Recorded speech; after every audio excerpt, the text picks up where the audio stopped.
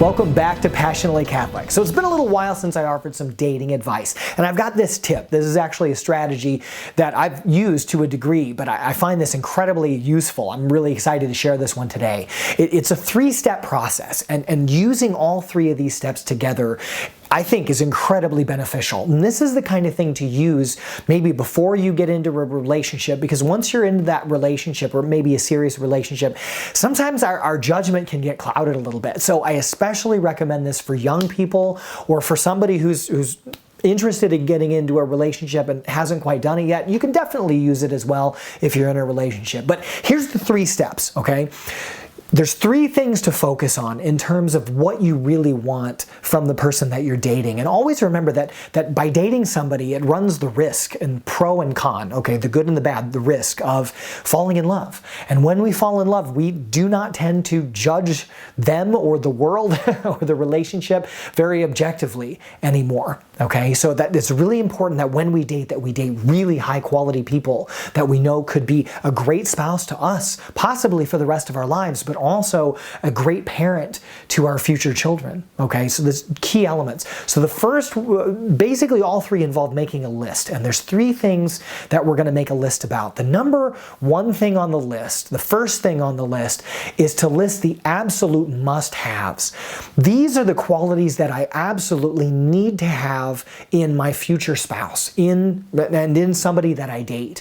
I need them to, whatever it is, I need them to be respectful of me. I need them to be hardworking. I need them to be self-motivated and driven. I need them to be honest with themselves and with everybody else around them. I need them to be faithful. I need them to put God number one in their life so that they can be of the best service they can possibly be to everyone else. I need them to be funny. I need them to be cute. I need them, whatever these may be, although a couple of those I think can better fall into the number two. But these are the uncompromising absolute things that I need to have in another person, right? These are the things I will not bend on. And if you meet somebody and you find out that, you know what, they're not trustworthy, they've lied to me, they've cheated on me, and it's happened maybe a couple of times, that's a character flaw. That's a huge issue. When you get character flaws, like they become a vice. If they're repetitive, they're a vice, and breaking free of those vices does not happen easily. So those need to send off huge red flags where we go, okay, this is not okay. I need to get out of this relationship. Yes, I may have invested time. It might have been a few weeks. It might have been a few years.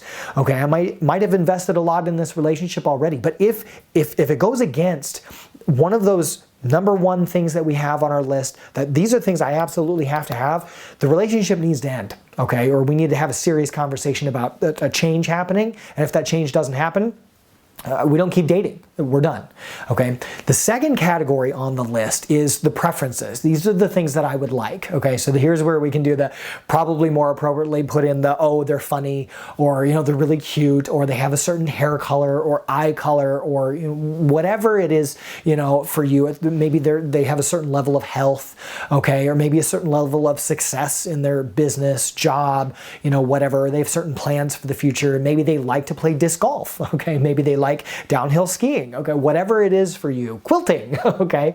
Whatever it is for you that you want in your future spouse, but it's not an absolute. Like, you'd be okay if this didn't absolutely come true. So that's our second category. And then the third category is probably as important as the first. And these are the absolute no's, okay? These are the things that I'm like, I will not tolerate these things in a future spouse. I'm not going to tolerate these. And some of these could be the opposite of things listed in the number one. I'm not going to tolerate somebody who cheats, who lies, who steals. I'm not going to tolerate somebody who has no respect for God.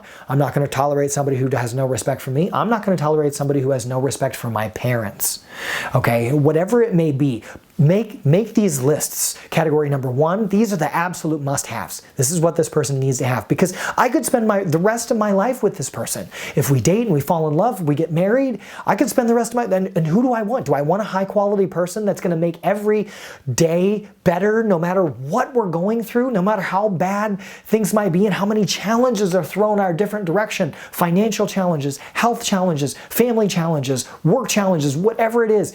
I want somebody in my corner who's going to be awesome, who's going to uplift me, okay? These are my absolute must-haves, right? And then the third, these are no way. No way. If I run into these, it's not an option at all. And then the preferences in between. These would be nice. These are my I'd likes, okay? So I'd encourage you, if you make that list and you have those things figured out already, as you're walking around and you're meeting people, you can use those as your standards. Now, don't make impossible standards, because nobody's perfect and nobody's going to meet impossible standards. We've got to be realistic. You know, we're broken. Everybody else out there is broken, but we can all grow in holiness, and we should not tolerate a certain level of brokenness. And that's why it's important, before we get deeper into relationships and we start dating people and get serious in those relationships, that we know that this is what I need to have and this is what I will not tolerate, and do not bend on those principles. If you find out that somebody that you're invested in a relationship doesn't meet one of those categories, then a conversation needs to be had, and that's it. Like, they need to decide. Either they change or we're done. Okay, now let me share from personal experience. There's a reality here that we often get what we tolerate in terms of our romantic relationships. And my wife, I love this woman so much. We've been married almost 15 years. But early on in our dating relationship, we had some struggles. You know, we broke up 3 times while we were dating in college. You know, and there was some things in our relationship that she was not willing to bend on. And she said, I'm not going to bend on this at all. So we took a step back several times and continued to look at this and deal with this. And these were flaws in my character that she knew she didn't want to deal with this for the rest of her life. And I absolutely love that she was willing to be strong in that and say, I'm not going to tolerate this. And what that made me do is I had to step back and I had to go, well, now wait a second. Okay, how much do I love this girl? Because I loved her. How much do I love this girl? Am I willing to give up this thing that she won't tolerate, that she won't deal with, right? Am I willing to become the man that she wants? Am I willing to become the man that she deserves? Because ladies, let me share this with you. You have power at this point in the relationship, okay? You can I experienced it, okay? You can lay it down and say, look, this is what I expect. These are my expectations, okay? And if he loves you, and he's willing to die to himself, and he's willing to let things go for you, that's a pretty good guy, okay?